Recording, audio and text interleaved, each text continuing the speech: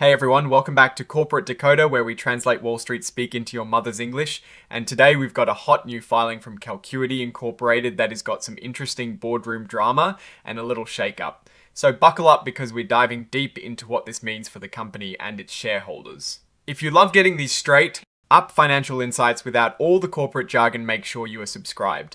And if you want to chat about these filings with other savvy investors, join our Discord linked in the description below. Alright, let's get straight to it. The main news here is about changes happening at the very top of Celcuity Inc. This filing is dated the 11th of February 2026, and it is essentially telling us about some executive and director level moves. The big story in this report is under item 5.02, which covers departures and arrivals of directors and officers and any new pay deals.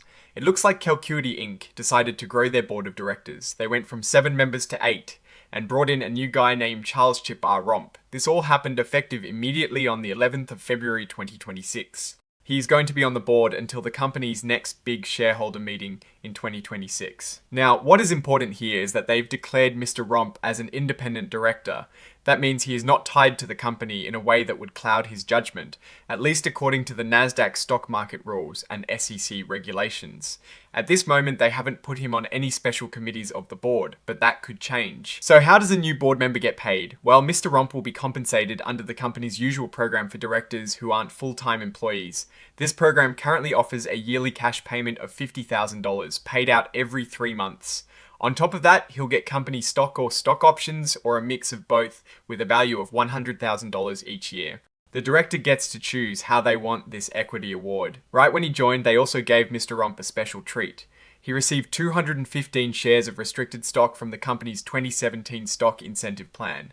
This is a prorated award, meaning it is a portion of the full annual grant because he is joining mid-year. These shares will become fully his either at the 2026 annual meeting or by the 30th of April 2026, whichever comes first. It is also worth noting that there are no secret deals or understandings between Mr. Romp and anyone else about why he was chosen, and there are no family ties or past business dealings between him and the company that would need to be disclosed under those specific seat rules.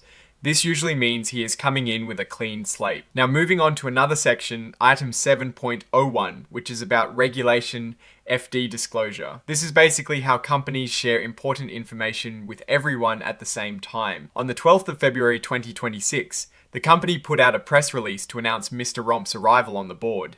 This report includes that press release as an exhibit. It's important to remember that information shared under this section is considered furnished, not officially filed. This means it doesn't carry the same legal weight as other parts of the report for things like lawsuits under certain sections of the Exchange Act.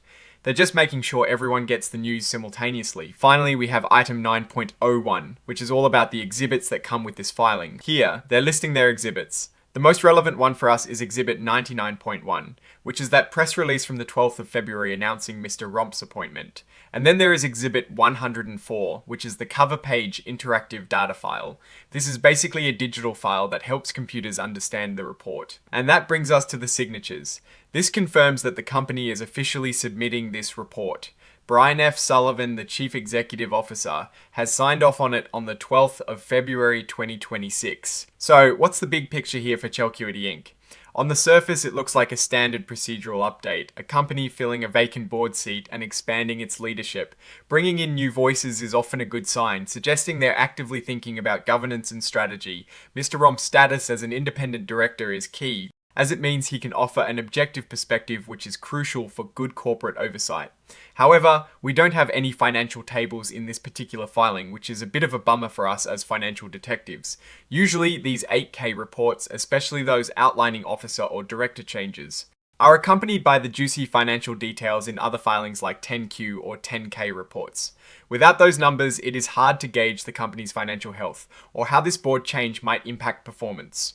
We can only speculate that the board expansion and new director appointment are part of a broader strategy, perhaps to bring in expertise relevant to their current business objectives, whatever those may be. A notable risk here is that if Celcuity is not effectively communicating its financial performance or strategic direction alongside these leadership changes, investors might become anxious or confused. The fact that this appointment is announced separately from any financial updates could suggest they are prioritizing leadership structure over immediate financial news. or perhaps the financial news is still being prepared for a different filing. In conclusion, this filing mainly signals a change in the boardroom structure at Celcuity Inc. The addition of Charles Chip R. Romp as an independent director is a positive step for governance, but without any financial data in this report, it is hard to say much more about its impact on the company's performance or its future direction. We'll have to keep an eye out for their next financial report to see how these changes play out. Alright, that is our breakdown of Celcuity Inc. Latest filing. What is your take on these board changes and what do you think it signals for the company's future? Drop your thoughts in the comments below. If this analysis was valuable, hitting that like button really helps, and subscribe for more deep dives into corporate filings. And don't forget to check out the Discord community in the description to keep the conversation going. Thanks for watching. See you next time.